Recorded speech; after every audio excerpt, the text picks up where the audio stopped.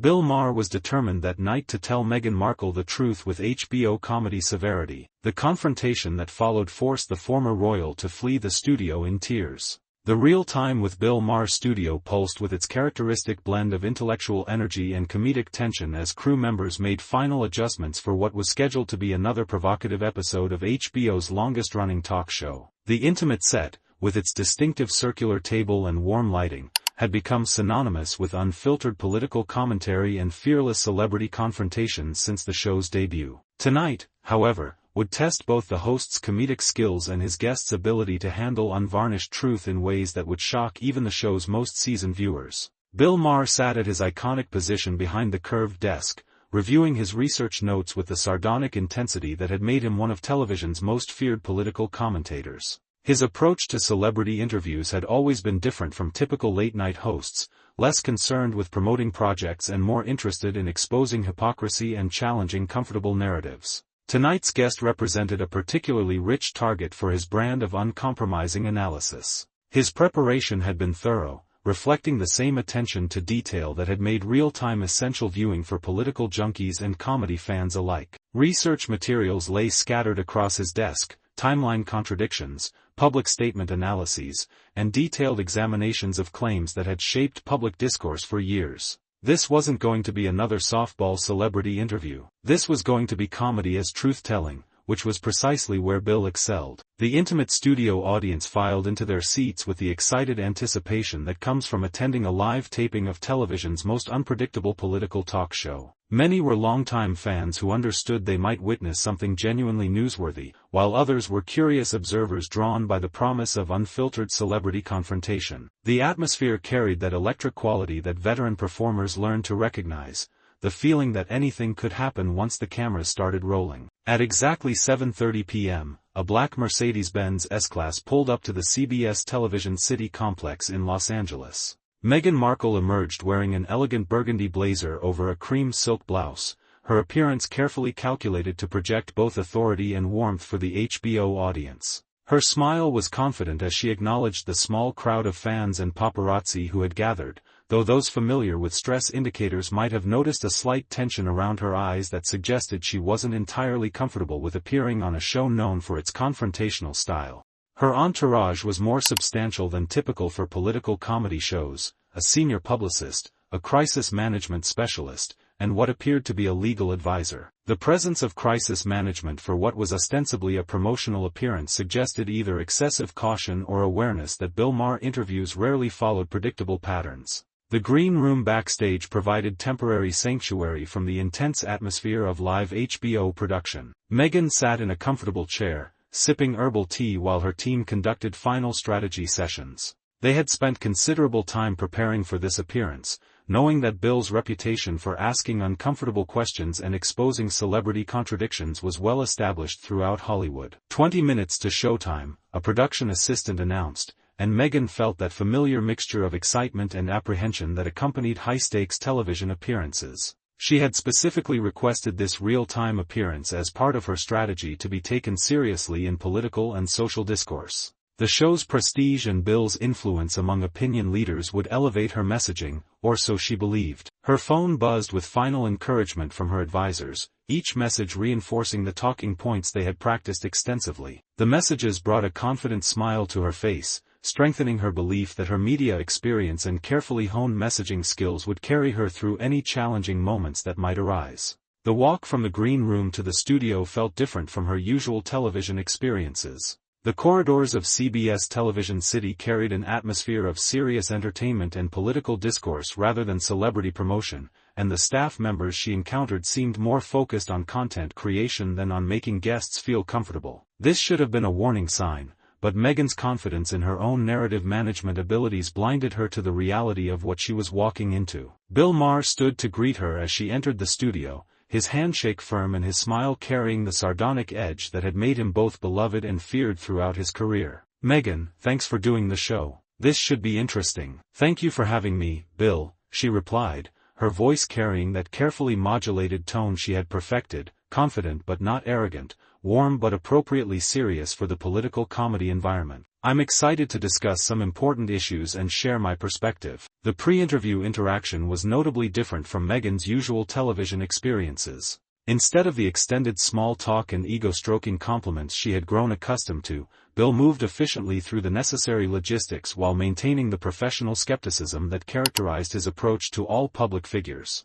This difference should have alerted her to the level of scrutiny she was about to face. 90 seconds to live, the floor director announced, and everyone took their positions. Meghan settled into the guest chair across from Bill's desk, adjusting her blazer and crossing her legs in a way that projected both authority and accessibility. The intimate studio setting felt more intense than the larger network television environments she was used to, though she attributed this to the show's reputation for serious political discourse. The red recording lights blinked on, and suddenly they were broadcasting live to HBO subscribers across America and streaming platforms worldwide. Welcome back to Real Time, I'm Bill Maher, he began with his characteristic blend of wit and authority. And I'm here with Meghan Markle, the Duchess of Sussex, who has become quite the political and social commentator since leaving royal life. Meghan, welcome to Real Time. Thank you, Bill. It's great to be here, Meghan replied, her smile bright but slightly more restrained than during entertainment appearances.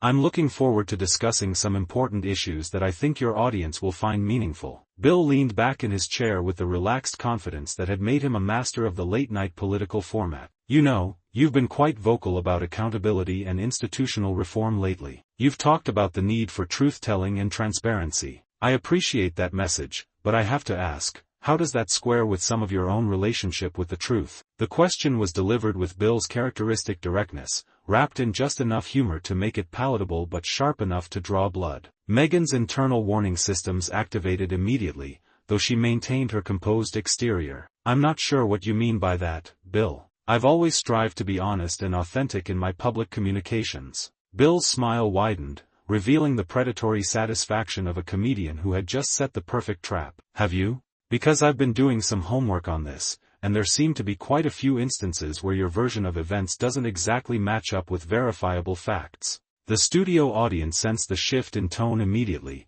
their attention focusing with the intensity that comes from recognizing they were about to witness something potentially explosive. Meghan's hands, which had been resting confidently in her lap, began to grip the armrests of her chair more tightly. I think you might be taking things out of context, Bill. Complex personal situations can't always be reduced to simple fact checks. Bill's laugh was sharp and genuinely amused. Oh, but they can. That's the beautiful thing about facts, they don't care about context or feelings or public relations strategies. They just are what they are.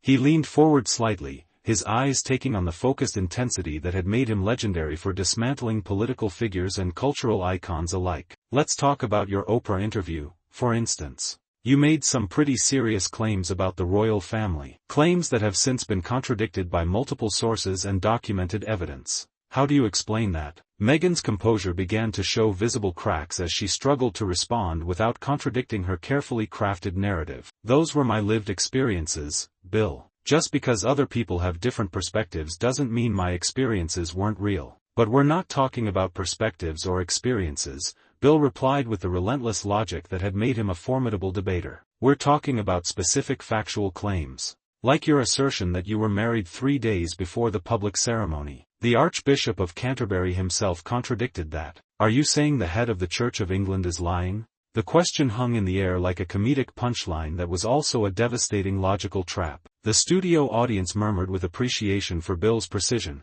while Meghan's face flushed visibly under the studio lights. That was about the spiritual significance of our private commitment, she said, her voice carrying a defensive edge that hadn't been there at the beginning of the interview. Bill's response was delivered with the timing of a seasoned comedian and the precision of a prosecutor. Oh, come on. You told Oprah that you called the Archbishop and said, "We want our union between us." That's not spiritual significance, that's claiming you had a secret wedding. And when called on it, you're trying to rewrite what you actually said. Something inside Meghan began to crack under the sustained pressure of Bill's comedic logic applied to her contradictions. Her voice rose just enough to be noticeable as she responded, "You're twisting my words to create controversy where none exists." I'm not twisting anything, Bill shot back with gleeful intensity. I'm quoting you directly. And then I'm comparing what you said to what actually happened. It's called fact-checking, and it used to be a thing journalists did before everyone got so worried about hurting feelings. The audience laughed at Bill's delivery, but there was an edge to their amusement that suggested they were witnessing something more significant than typical late-night comedy. Meghan's breathing became more labored as she realized she was losing control of the narrative in ways her media training hadn't prepared her for. "This is supposed to be a serious discussion about important issues," she protested, her composure beginning to unravel more visibly. Bill's laugh was genuinely delighted. "This is a serious discussion. We're seriously discussing whether you have a relationship with the truth. And based on the evidence, I'd say that relationship is complicated." "That's completely unfair," Meghan said, her voice cracking slightly with emotion. "You're cherry-picking isolated incidents to try to discredit everything I've said." Bill leaned back in his chair, studying her with the analytical intensity of a comedian who had found the perfect target. "Isolated incidents? Meghan, at what point do isolated incidents become a pattern? Because I've got a whole list here of times your public statements haven't matched up with documented reality." He gestured to the research materials on his desk, and Meghan's eyes widened with something approaching panic as she realized the extent of his preparation. "You've been investigating me?" she asked, her voice barely above a whisper. "I've been doing my job," Bill replied with savage satisfaction, "which is to point out when public figures say things that aren't true. And you, my dear, have said quite a few things that aren't true." Meghan's emotional control began to slip more obviously as the weight of sustained scrutiny combined with public humiliation. "You don't understand what I've been through. You don't know what it's like to have your every word scrutinized and twisted." Bill's response was delivered with the perfect timing that had made him a comedy legend. "Actually, I do know what that's like. The difference is, when my words get scrutinized, they usually turn out to be accurate." The audience erupted in laughter and applause at the perfectly delivered burn, but Meghan's reaction was anything but amused. Her face crumpled as tears began to form in her eyes, and her voice shook as she tried to respond. "That's cruel, Bill. You're being deliberately cruel." Bill's expression softened just slightly, but his words remained uncompromising. "I'm being honest. Sometimes honesty feels cruel when you're not used to it." "I am used to honesty," Meghan shouted, tears now streaming down her face. "I've been honest about everything." Bill's final question was delivered with devastating comedic precision. "Then why do you keep getting caught in lies?"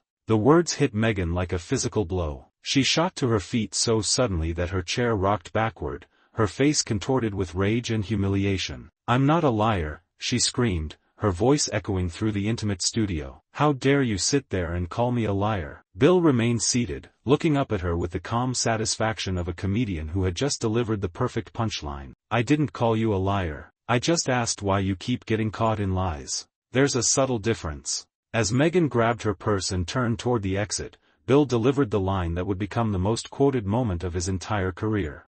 "You know what your problem is, Meghan," he called out, his voice carrying across the now silent studio. "You're delusional. You've convinced yourself that your version of reality is the only version that matters, even when it contradicts actual reality." The word delusional stopped Meghan dead in her tracks. She turned back to face him, her entire body trembling with fury and humiliation. "How dare you?" she whispered, her voice breaking completely. "How dare you call me delusional?" Bill's smile was both sympathetic and merciless. "Because that's what you are. And deep down, you know it." With a sound that was half sob, half scream of rage, Meghan ran toward the exit, her heels clicking frantically against the studio floor. The cameras followed her until she disappeared backstage, leaving behind a silence so complete that even Bill seemed momentarily stunned by the completeness of her breakdown. For several long moments, nobody moved. Then Bill turned to face the camera with the showman's instincts that had sustained his career for decades. "Well," he said, his voice carrying both satisfaction and slight disbelief,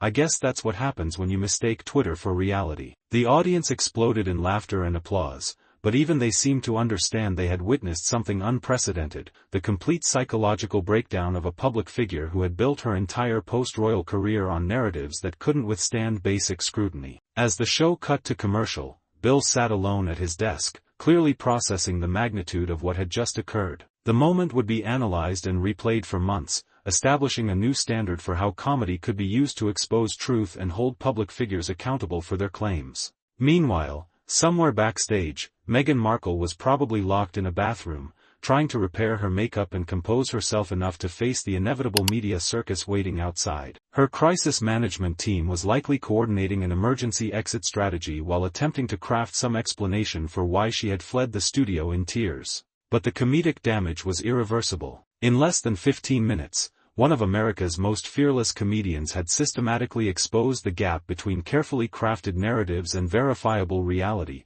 using laughter as a weapon of truth-telling that proved more effective than any news interview or investigative report. The truth, as Bill had demonstrated, doesn't need to be delivered with reverence or sympathy to be effective. Sometimes the most powerful truth-telling comes wrapped in humor that makes uncomfortable realities impossible to ignore or explain away.